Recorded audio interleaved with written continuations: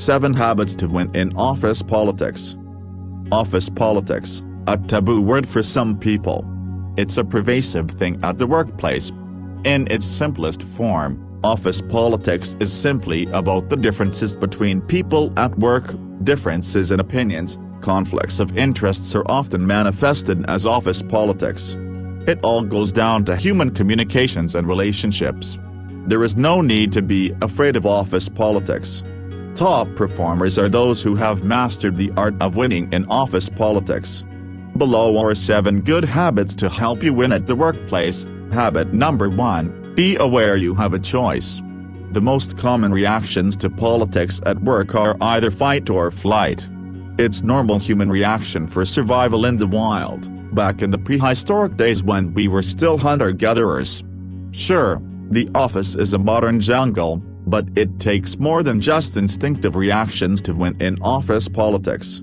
Instinctive fight reactions will only cause more resistance to whatever you are trying to achieve, while instinctive flight reactions only label you as a pushover that people can easily take for granted. Neither options are appealing for healthy career growth. Winning requires you to consciously choose your reactions to the situation. Recognize that no matter how bad the circumstances, you have a choice in choosing how you feel and react. So how do you choose? This brings us to the next point. Habit number 2, know what you are trying to achieve. When conflicts happens, it's very easy to be sucked into tunnel vision and focus on immediate differences. That's a self-defeating approach.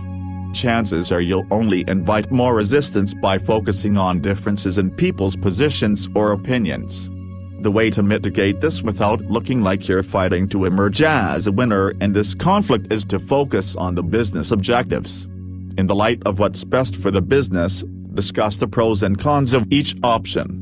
Eventually, everyone wants the business to be successful. If the business don't win, then nobody in the organization wins.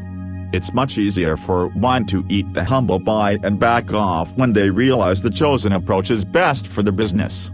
By learning to steer the discussion in this direction, you will learn to disengage from petty differences and position yourself as someone who is interested in getting things done. Your boss will also come to appreciate you as someone who is mature, strategic and can be entrusted with bigger responsibilities. Habit number 3, focus on your circle of influence. At work, there are often issues which we have very little control over. It's not uncommon to find corporate policies, client demands or boss mandates which affects your personal interests. Bitching and complaining are common responses to these events that we cannot control. But think about it, other than that short-term emotional outlet, what tangible results do bitching really accomplish? In most instances, none. Instead of feeling victimized and angry about the situation, focus on the things that you can do to influence the situation, your circle of influence. This is a very empowering technique to overcome the feeling of helplessness. It removes the victimized feeling and also allows others to see you as someone who knows how to operate within given constraints. You may not be able to change or decide on the eventual outcome, but you can walk away knowing that you have done the best within the given circumstances. Constraints are all around in the workplace. With this approach, your boss will also come to appreciate you as someone who is understanding and positive. Habit number 4, don't take sides.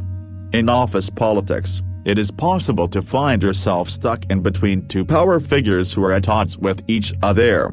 You find yourself being thrown around while they try to outwit each other and defend their own position, all at the expense of you getting the job done. You can't get them to agree on a common decision for a project, and neither of them want to take ownership of issues. They're too afraid they'll get stabbed in the back for any mishaps. In cases like this, focus on the business objectives and don't take side with either of them, even if you like one better than the other. Place them on a common communication platform and ensure open communications among all parties so that no one can claim "I didn't say that."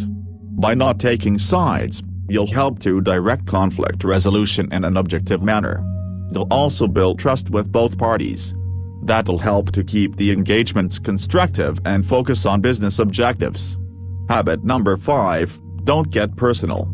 In office politics, you'll get angry with people. It happens. There will be times when you feel the urge to give that person a piece of your mind and teach him a lesson. Don't. People tend to remember moments when they were humiliated or insulted. Even if you win this argument and get to feel really good about it for now, you'll pay the price later when you need help from this person. What goes around comes around, especially at the workplace. To win in the office, you'll want to build a network of allies which you can tap into. The last thing you want during a crisis or an opportunity is to have someone screw you up because they harbor ill intentions towards you, all because you'd enjoyed a brief moment of emotional outburst at their expense. Another reason to hold back your temper is your career advancement. Increasingly, organizations are using 360-degree reviews to promote someone. Even if you are a star performer, your boss will have to fight a political uphill battle if other managers or peers see you as someone who is difficult to work with.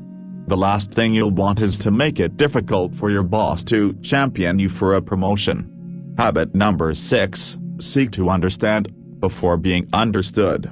The reason people feel unjustified is because they felt misunderstood. Instinctively, we are more interested in getting the others to understand us than to understand them first. Top people managers and business leaders have learned to suppress this urge.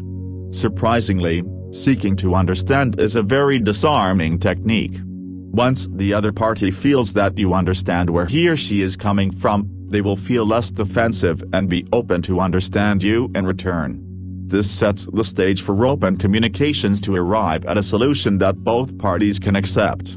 Trying to arrive at a solution without first having this understanding is very difficult. There's little trust and too much second-guessing. Habit number 7, think win-win. As mentioned up front, political conflicts happen because of conflicting interests. Perhaps due to our schooling, we are taught that to win, someone else needs to lose. Conversely, we are afraid to let someone else win, because it implies losing for us. In business and work, that doesn't have to be the case. Learn to think in terms of how can we both win out of this situation? This requires that you first understand the other party's perspective and what's in it for him. Next, understand what's in it for you. Strive to seek out a resolution that is acceptable and beneficial to both parties. Doing this will ensure that everyone truly commit to the agreed resolution and not pay only lip service to it. People simply don't like to lose. You may get away with win-lose tactics once or twice, but very soon, you'll find yourself without allies in the workplace. Thinking win-win is an enduring strategy that builds allies and help you win in the long term.